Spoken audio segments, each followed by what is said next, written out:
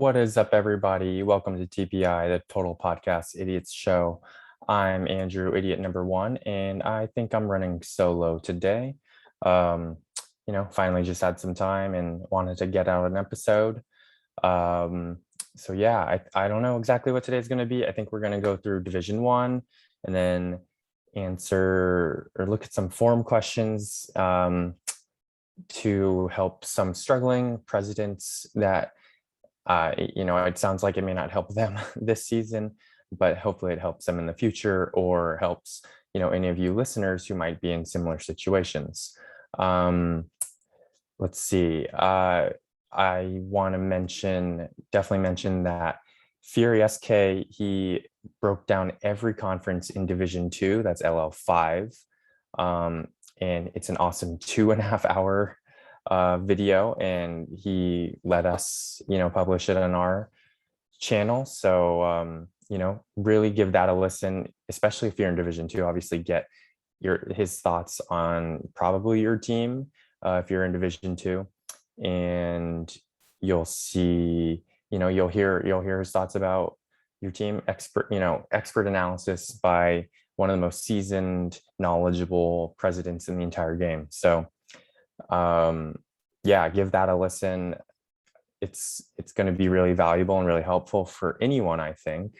Not just in terms of how competitive you are this season, but your chances on staying up in Division 1 should you promote, or your chances next season on promoting. Whether you're in stay in Division 2 or go into Division 1. So it's about team building, the future aspects. So give that a listen, and give him some shout outs. Props for Fury for doing that work. That's incredible. I don't know how long this episode will go for me, but we're going to provide multiple hours of content today, partially because we haven't been as consistent lately. So we're going to try to get back on that. We always say that though, but let's look at Division 1, and we always start in Legends. It's mainly because it's pretty clear cut usually in terms of I guess there's less races to break down. I guess there's no promotion battle. It's all about who is going to win it and then who's going to demote. Obviously you can see here it's between NYU and North Greenville right now, with Tennessee kind of still in the picture for sure. UCLA and Huntington have outside shots, but it's getting a little tough for them. Same with Florida State, I'd say. And then Chowan, Tarleton, Louisville, and Iowa. Mid-table right now, Iowa is kind of in danger of demoting potentially here if the bot Kansas State team, switches things around. Richmond, UMKC, Mississippi, surprisingly. Well, not surprisingly, just because, we knew this would be a down year, but, just after the peaks that they had these past few seasons, that I think that's surprising to see them drop so far. Cal State Monterey Bay and Lincoln University in Pennsylvania. We know about the struggles of each of these teams. I'd say, Steve's team, Monterey Bay, they're built as a 2-star team, and it's tough to compete in this level against, these 4 and 5 stars that these teams are consistently getting.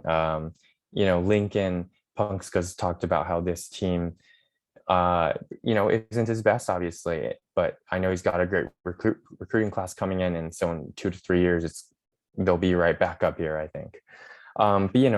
Looking at NYU and North Greenville, looking at that breakdown for these teams, Greenville's played a pretty balanced schedule, it looks like so far, and NYU kind of has for the most part. I'm not too sure what to make of this battle. I know NYU is really big. We've looked at them before. North Greenville, we haven't really looked at recently, so let's do that.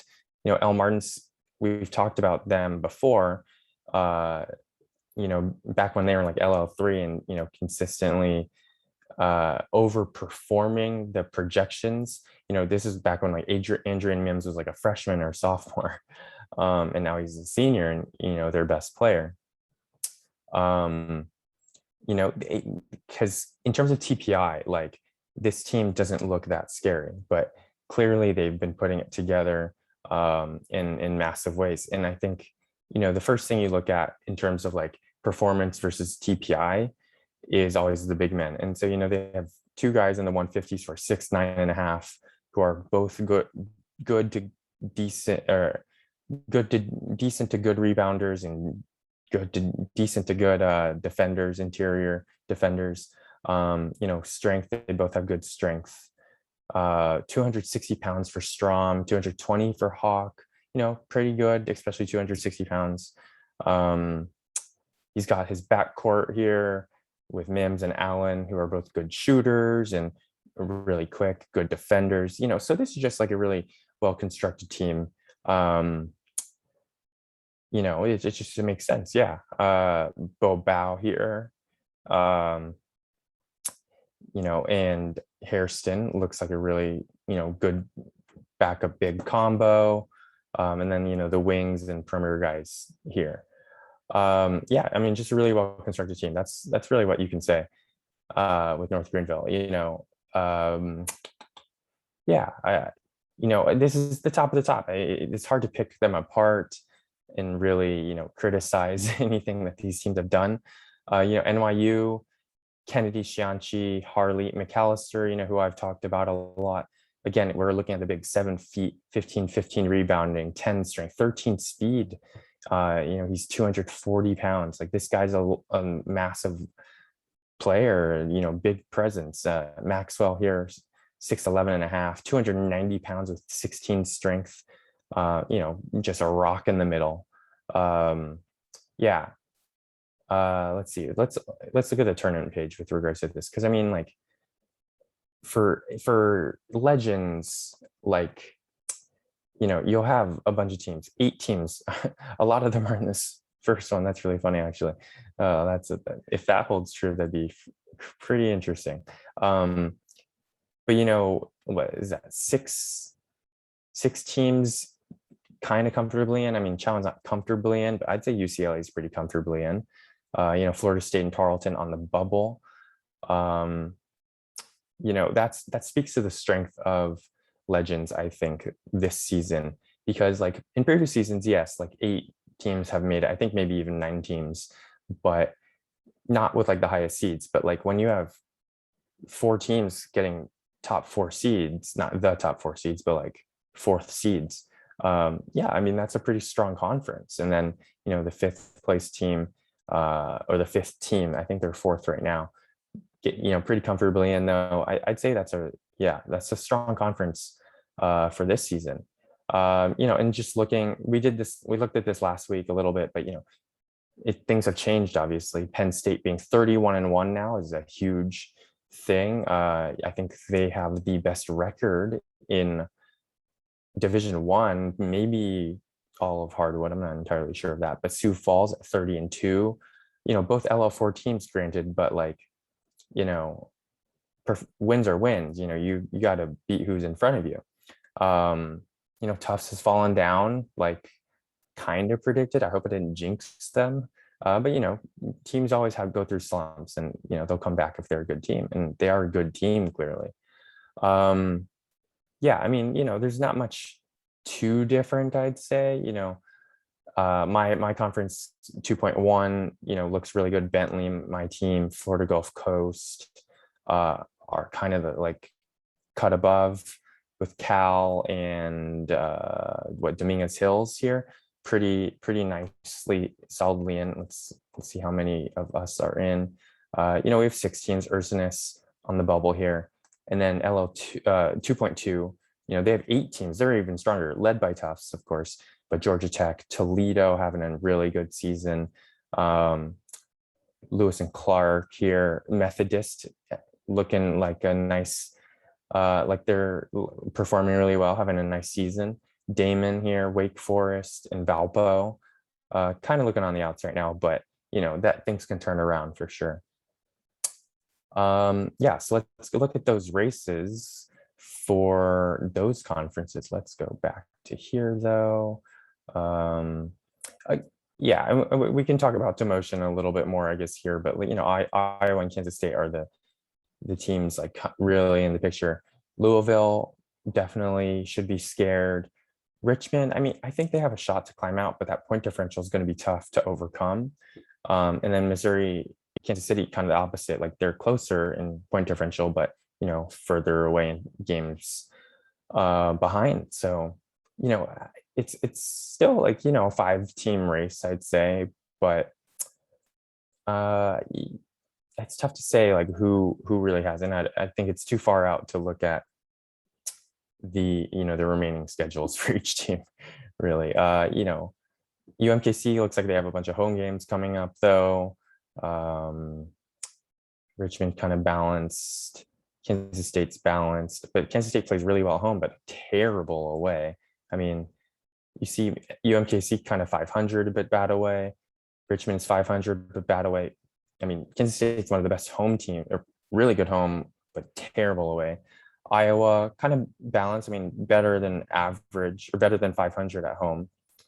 And then Louisville also is pretty good at home. I mean, that you kind of see that as you get higher up, I'm sure. So yeah, I mean, just based on that, like you got to feel not great if I'm Richmond or UMKC.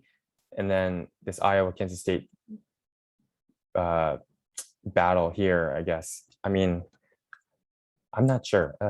Tough to call. I mean, Iowa has more home games left, but Kansas State plays better at home. So it's that's a tough call, I think. Okay, but yeah, let's go on to 2.1. And like I said, I mean, Bentley, Dominican, and Florida Gulf Coast, I think, pretty clear cut above. I think Florida Gulf Coast, they're on a 3-game losing streak, mainly because 2 of their top 3 players have been hurt for the past 3 or more games even. And I think one of them is still going to be hurt for a couple more games.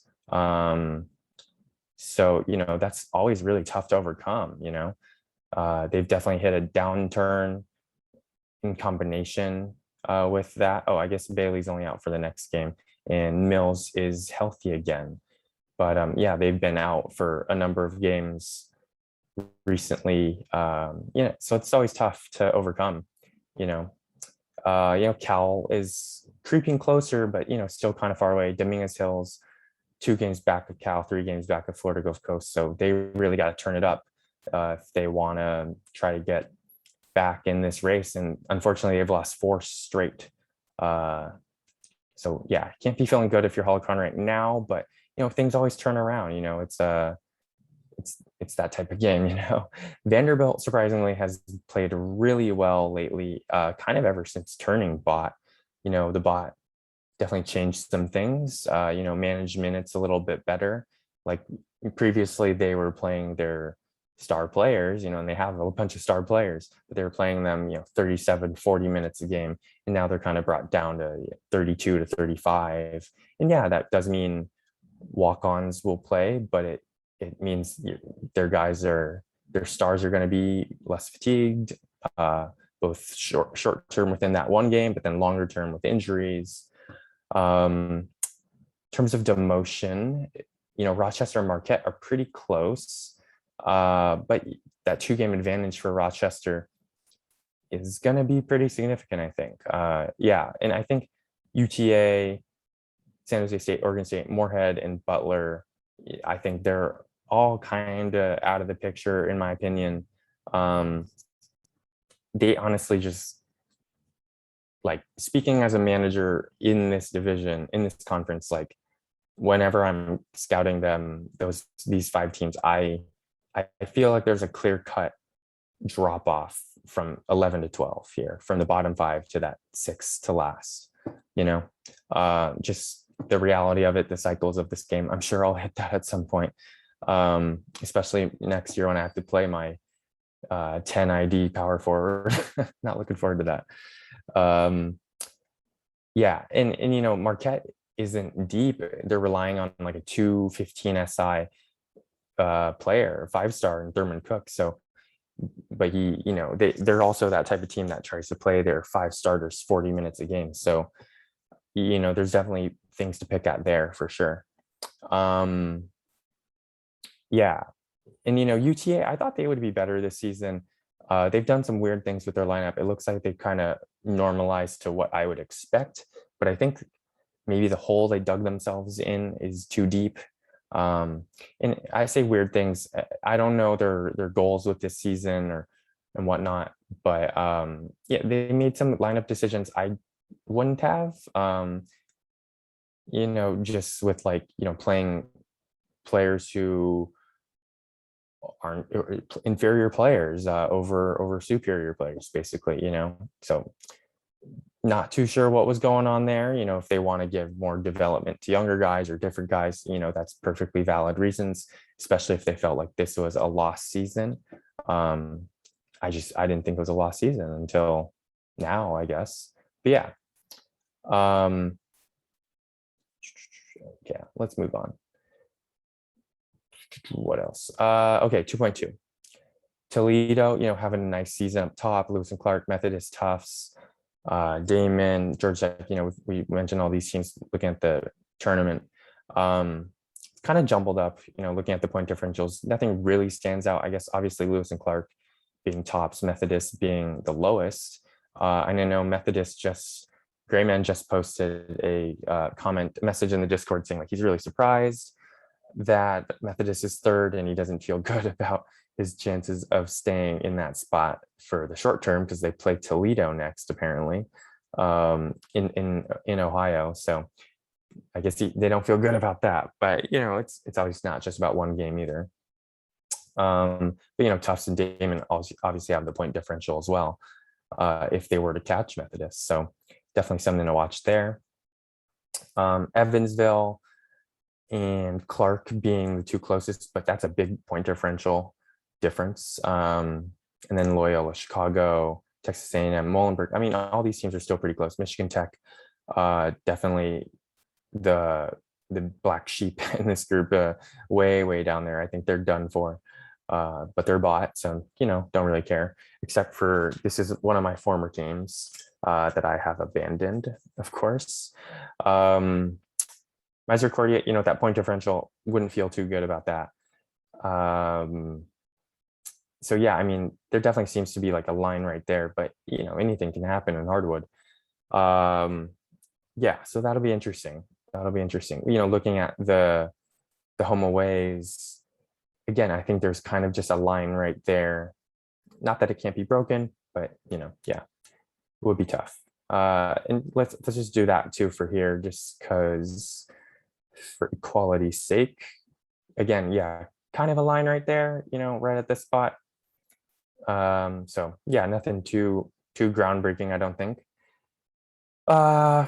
Okay, so 3.1 has a lot of Discord users, and so a lot of good discussion going on there, with Pace and obviously Georgetown's great season, Temple, LFA's team, Utah State's having a nice season. I guess Sea Dokes' second team in Minnesota State here, NAF St. Mary's, Eastern Illinois, R-Dubs, Lipscomb, Crookston here, PLN, right? Carlitos or C. Samuels, Pueblo team. Yeah, so looking at the race for promotion, at least, well, I guess let's start with the title, right? I mean, Georgetown and Pace obviously are tied, but Georgetown with a big point differential advantage. Tough to really glean anything. I'd say Georgetown, yeah, it looks like they have the advantage overall. They're well built. I know Pace is super, I think they're still really big. At least from when I played them last season. I mean, Gambarini, Pellegrino, I guess those are wings. Prince, Dillard, they're not as huge as previous seasons, I guess, but Waterbrick. But obviously very good. Yeah, they might be more perimeter oriented this season. Very fast team. Yeah, Interesting. I don't really scout teams that aren't in my conference too much anymore. At least not till tournament time. In Georgetown we've looked at, right, Latrell Warren, what a beast, 20 outside shot, 20 speed, 19 handling. Wow, perhaps one of the best point guards in the whole game. I mean, there's definite weaknesses. The perimeter defense isn't spectacular. The range is not spectacular. If he's a point guard, the passing could be better. But obviously a very good player. Yeah, just looking at things here. And Harder is a great big man, right? 13 speed, more importantly, 18 strength, 16 rebounding, 13 interior defense, obviously 7 feet tall. Yeah,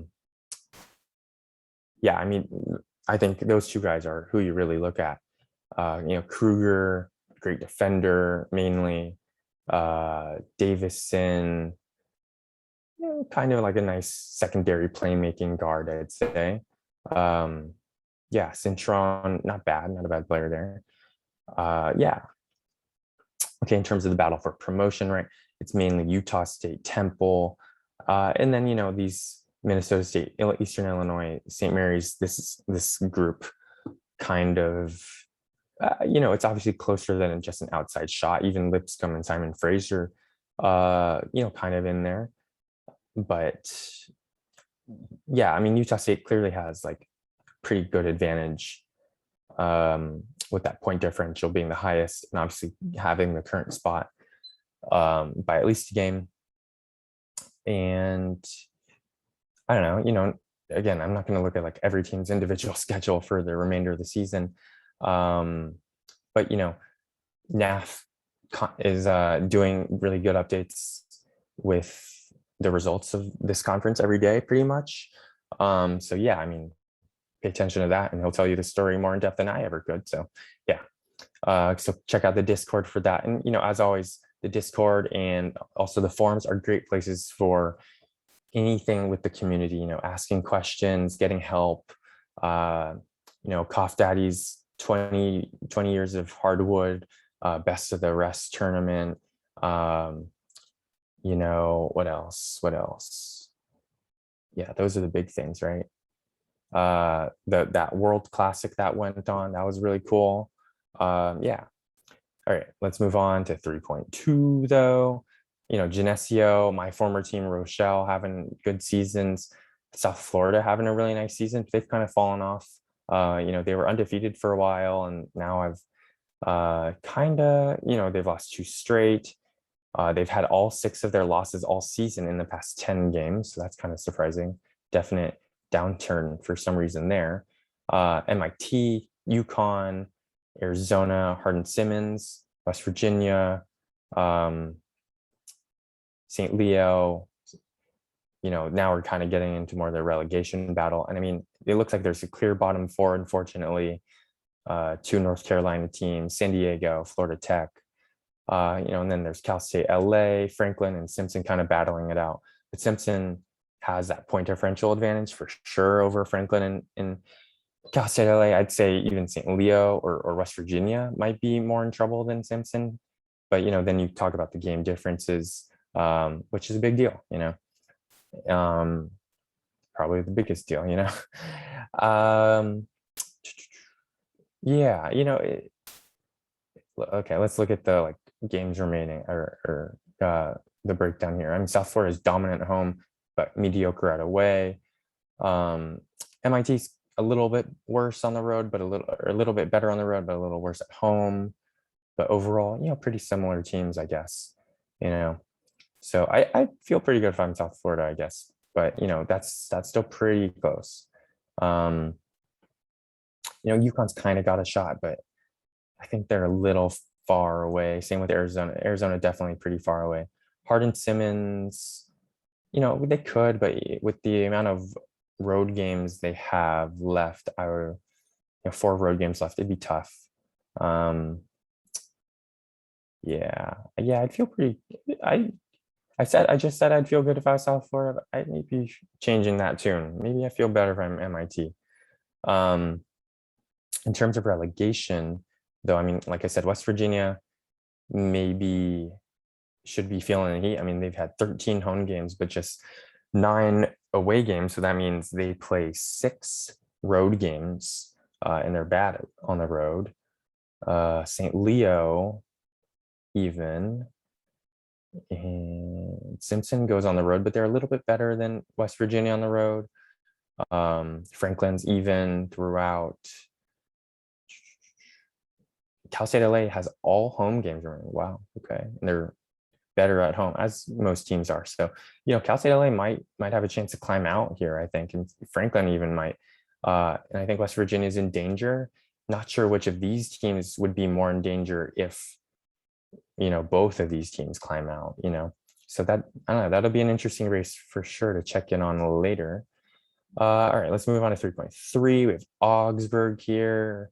Seed Dilks' his first team, I guess, his primary team. Creighton, Western Washington, and then Salisbury, who, obviously way down in point differential. So, that I wouldn't say it's insurmountable in 8 games left, but it'd be tough. I think they would more likely get in on the wins. That's kind of the race. I mean, St. Joseph's kind of have outside shots. It'd be tough. In terms of the title, I guess. I mean, all 3 teams here definitely have a shot. Even Salisbury still has a shot. In terms of demotion, I mean, that's a big difference right here. 14-8, 182, 184, and then 2 games here. And even Franklin and Marshall might be in more danger again because of that point differential. Anytime you see from like a positive to a negative down here, I think that's kind of like the line. I mean, I think this difference is more valuable than this difference, right? So, or holds more weight, Okay, what else? I mean, I think the bottom 5 teams are clearly the bottom 5. I don't know how. I mean, obviously Colby and Delaware have shots to climb out, but it'd be tough, I think. Yeah, okay. 3.4, obviously tight battle between Hampton Sydney and Central Washington. Oddly, Knox has the best point differential by a lot. That is insane. What in the world is this conference? And then there's 3 other teams at 1 game back, and then 2 more at 2 games back. That's insane. I would not like to play in this conference. It's too crazy. And then here's your relegation battle, really. I mean, from Ohio probably to maybe Oklahoma Baptist. I'd say probably more likely North Alabama. I think I could see climbing out, but yeah, definitely like top half, bottom half type of conference for sure. I mean, in terms of the title, I think Uni top 8 could still win. That's insane. And then in terms of relegation, I think any of 6 out of these 8 teams, right? I mean, Washburn probably not looking too hot overall. Yeah, that's a pretty crazy conference. Yikes. I don't know how to break that down. Just top half, bottom half. All right, let's move on to 4.8. Penn State, like we said, we talked about them. They've been dominant. I think Doherty is their top guy. Alaska's on bot. Oh man, when did that happen? Clapico, what happened? Oh man. Looks like Penn State's running away with it. That's a big difference. Yeah. But Alaska and Xavier not comfortably. I mean, Miami's right on their heels, especially with that point differential. And I think those are 2 of these 3 teams are going to make it. So it'll be interesting to see how that shakes out, right? In terms of demotion, I mean, Southern Miss is in danger. But I feel okay about their chances.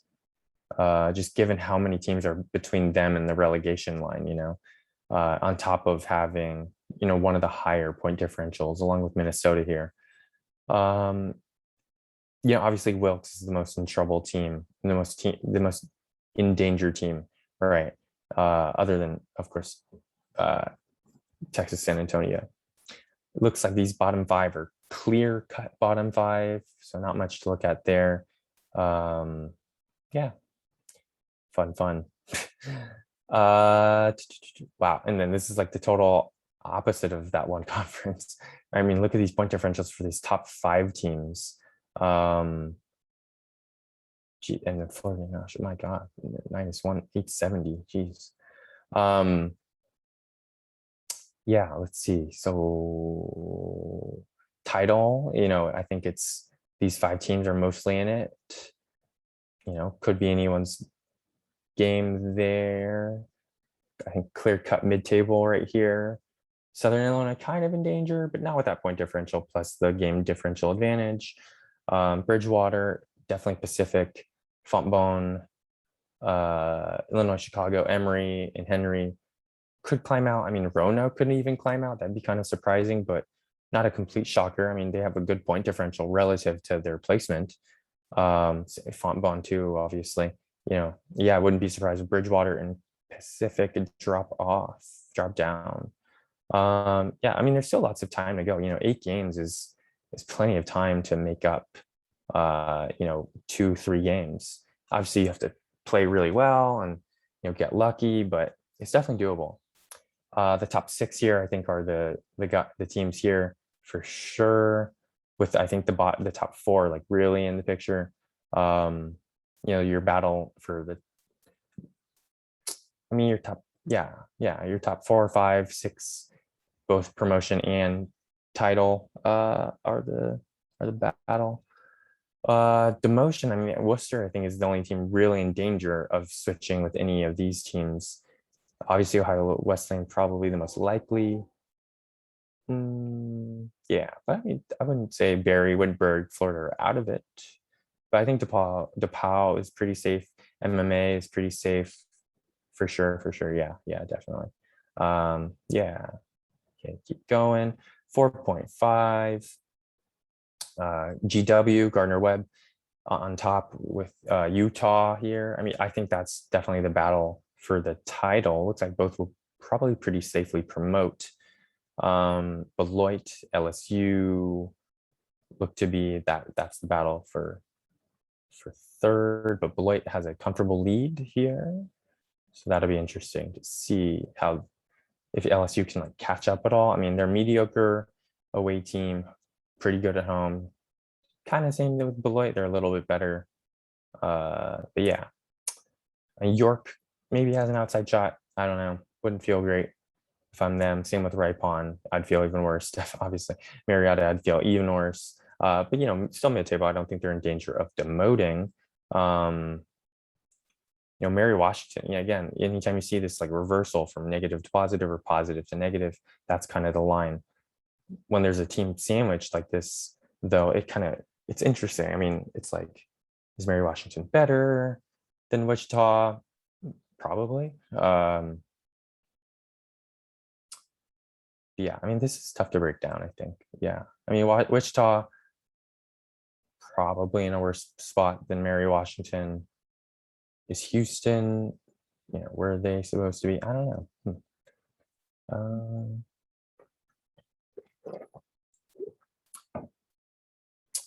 In case anyone wondering, this is what I do on a Sunday.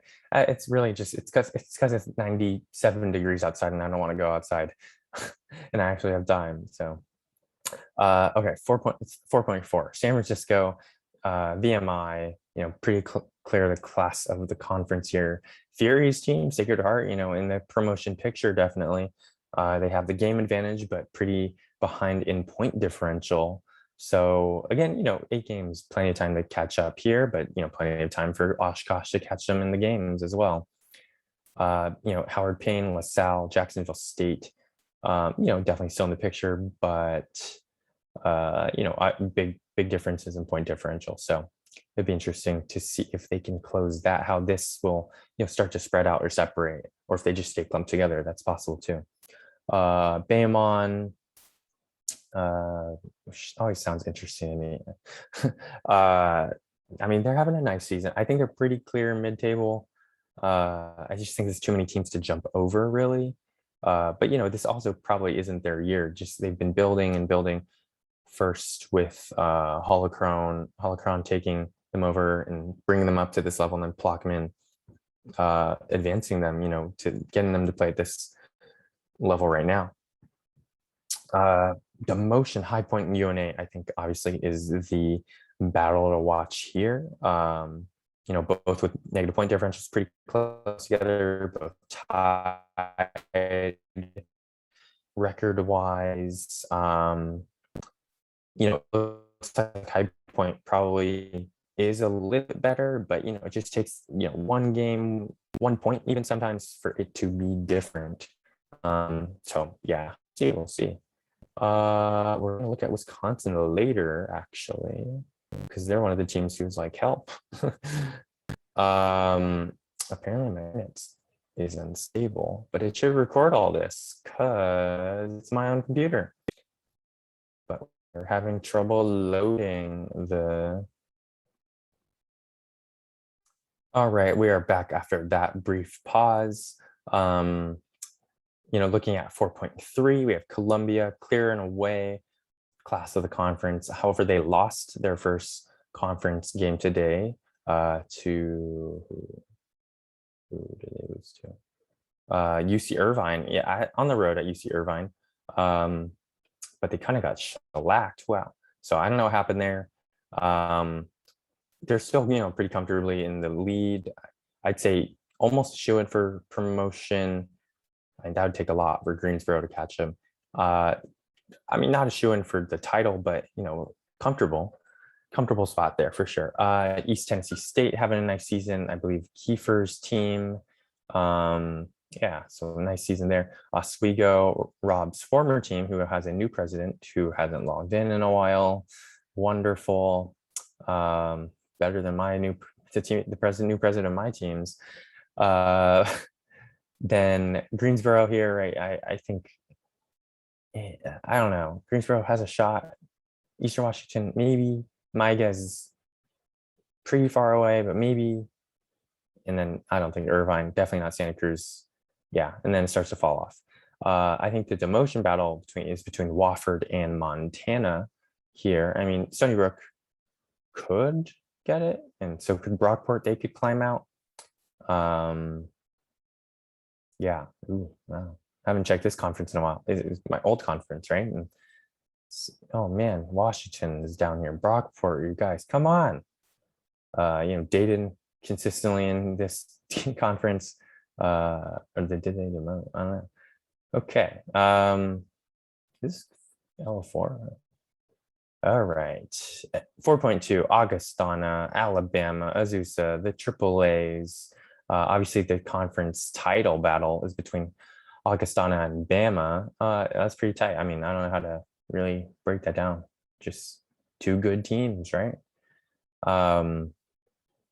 We can talk about them individually. I guess we got time, right? On 4 o'clock. Camo Kaze, who hasn't logged in a while, always a good sign. And Plockman, one of the most active presidents. So definitely know who I'm rooting for. The Big Red or the Tide. I don't know. Roll Tide. Yeah, that's what they say. And they had a big football win yesterday, right? Against I don't know, Miami, right? Yeah. Augustana, I don't know. Man, I remember playing this team. They were so weirdly constructed with their old president, playing weird minutes, and some of these guys remaining. I remember these top 5 guys here. I never thought they were that good. I'm so surprised.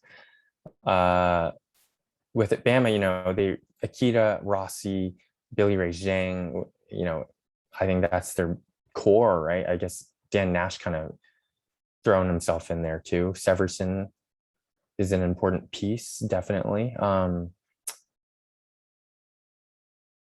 Yeah, to me, it's like Bama should definitely beat Augustana head to head. Obviously, it's not all about head to head. Yeah, I don't know. Definitely rooting for Bama here. Azusa Pacific team battling Texas Southern, kind of St. Francis, Troy, kind of in the picture. Oh yeah, definitely St. Francis with that point differential. Columbus State, not entirely out of the picture. That's good to see for them. Cool. Yeah, yeah, probably Gonzaga, Stetson, UCF kind of fallen off a little bit. Uh, I don't know if UCF is in danger of demoting. Santa Clara not looking good. Rob's original team, they're not looking too hot, but I think Santa Clara is not as bad of a spot as these teams here. Bridger's project team with Oregon.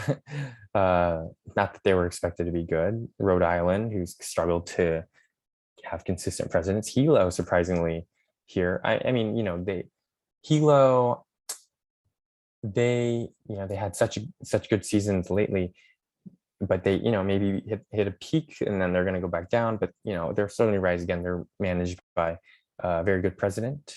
3 and D, one of Fuzzy's other teams. Yeah, so definitely was supposed to probably be a downturn season. I'm sure they are looking good for the future, though. A bunch of redshirt freshmen, right? Yeah.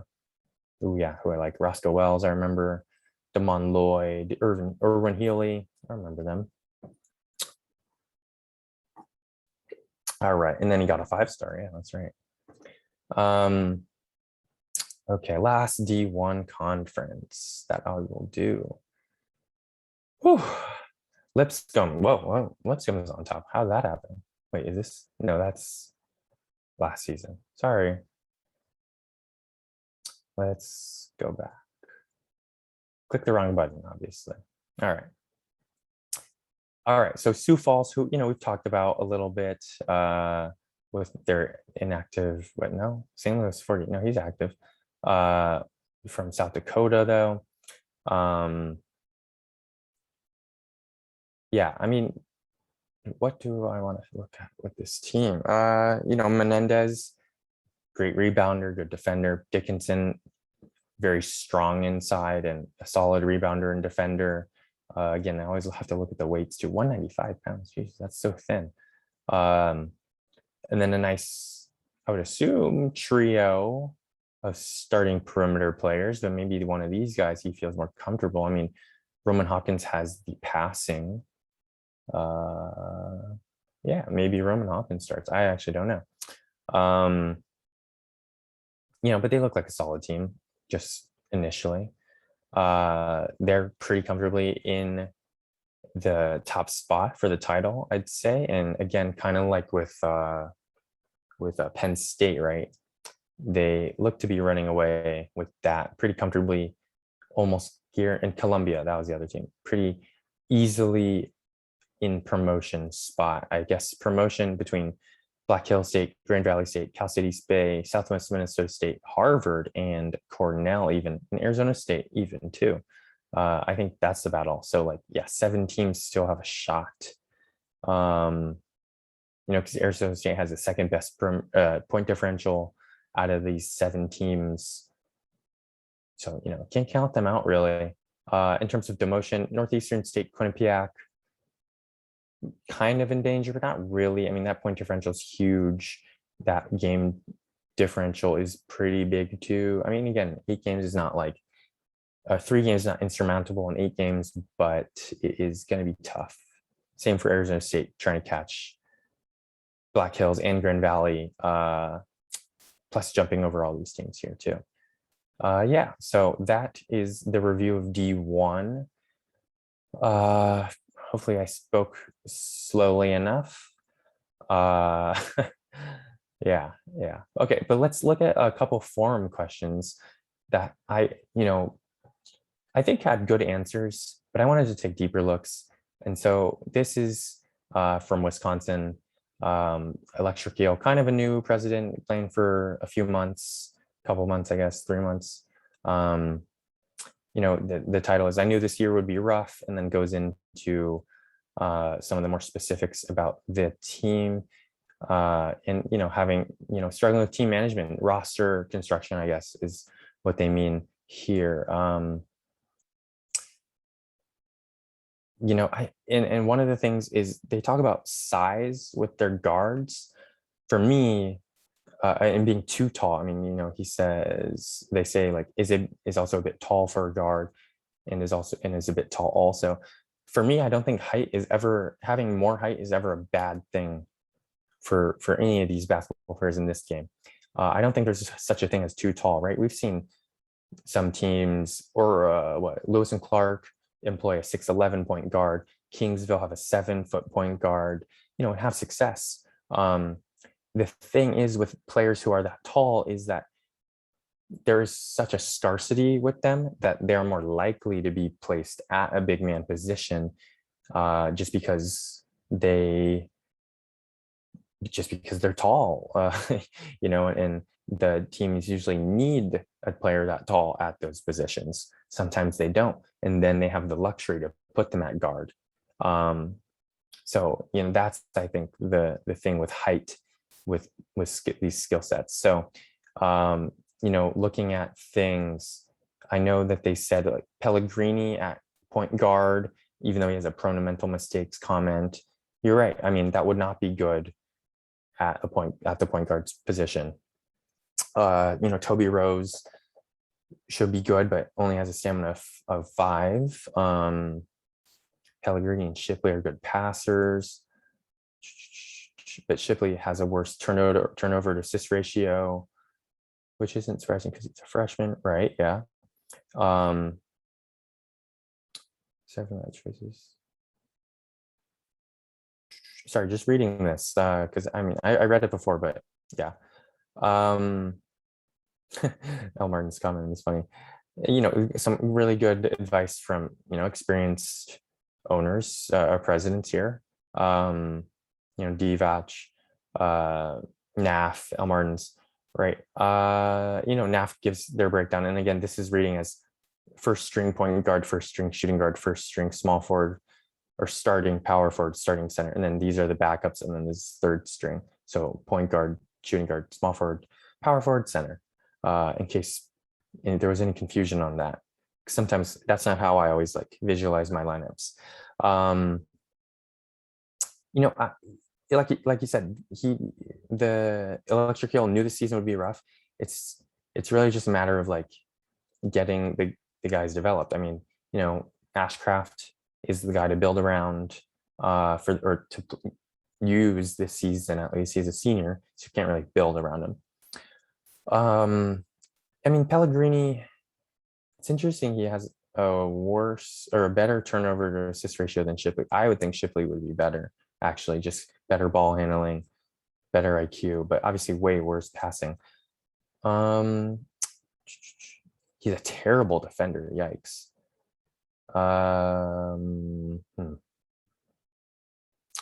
And I think the main question of their comment was, or their question was, who to play at point guard, right? Pellegrini, Rose, or Shipley. This is tough. I think I would go with Toby Rose here. I don't feel great about it, but the best ball handler of the three, good IQ, decent passing. Yes, he's slow. He's not a great defender, but he's not atrocious like Shipley. My issue is he's slow, which, I've heard conflicting things with regards to that. So I'm not sure, but I'd much rather have a faster player at shooting guard than point guard if I had to pick. So yeah. Let's see. I have 3 guys in a prayer. If Ashcraft, Foreman, and Mackey, I heard of. Yeah, I think it's just about the depth and development of the players. I think Mackey will be good eventually, or kind of good. He's not that strong, but he's pretty hefty. Not a great rebounder, good defender, good scorer inside. I like Foreman. I remember I recruited him kind of when I had Michigan Tech. I liked him a lot. Ashcraft, like we said, good player. I'd probably start Pellegrini at shooting guard, and then Shipley kind of backing up all the kind of the perimeter positions. And Macklin too should be in there for sure. Just looking at what Naff suggested here, and I kind of agree. yeah, you really don't have much big man depth, which is probably the main issue, I'd say overall. Yeah, you're redshirting Cooper and McCrary probably, and Southard and Wyman. So I think Jimmy Austin should get some more run, as tough as that's going to be, given he has 4 zeros. My gosh. But size helps. He can defend relatively well. He's got some strength. He's hefty. I mean, he might help. I don't know how much Wisconsin's been playing them. Let's look. Wisconsin. I mean, yeah, he's getting what 10, 12 minutes a game. So I think that's what they're doing. Just yeah, it's not a ideal situation. It's just the team again. You're new. The team was not going to be great either way. Okay, I think I'm running out, guys. So we'll move on to the next one. And then Mount Mary Blue Angels president is wondering why he keeps losing to low-level bot teams, low talent bot teams, I guess.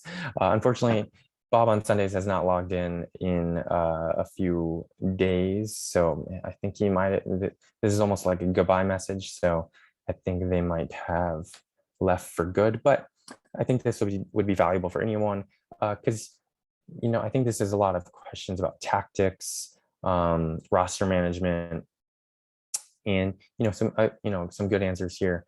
Now, more redshirting would help in the long run for sure. Looking at this roster, there's only been one redshirt, in recent seasons. No, not Sioux Falls.